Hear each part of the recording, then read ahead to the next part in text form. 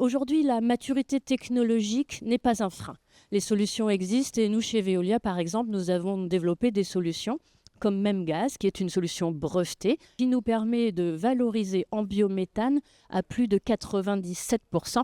Le financement, nous travaillons énormément sur les modèles économiques. Sans financement, pas de développement.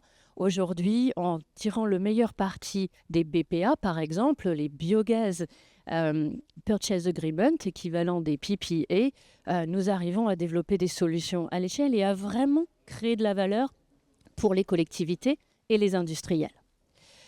La réglementation, évidemment, reste quelque part un frein. Nous arrivons à travailler avec des collectivités audacieuses, ce qui démontre bien que quand il y a de la volonté politique, on peut passer à l'échelle.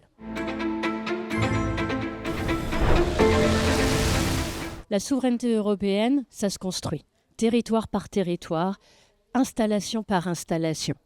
Et nous, chez Veolia, c'est ce que nous construisons. Des solutions à l'échelle du territoire en englobant des partenariats avec les collectivités. C'est ce que nous faisons par exemple à Fréjus ou à Cagnes-sur-Mer, où la station d'épuration est positive en énergie, elle produit plus qu'elle ne consomme. Mais aussi des partenariats avec les industriels qui sont des producteurs potentiels et des off-takers très probables.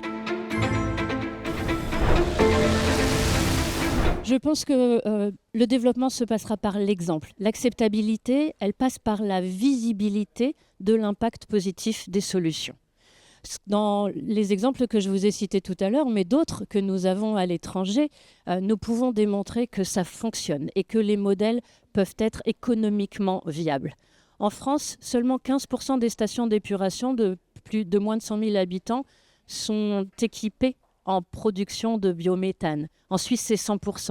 Récemment, San Francisco a choisi d'équiper une de ses plus grosses stations d'épuration d'un système de production de biométhane à partir du biogaz.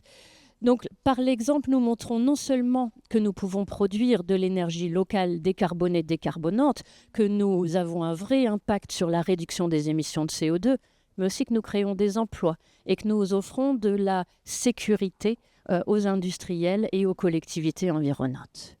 L'acceptabilité, donc, elle passera par cette visibilité.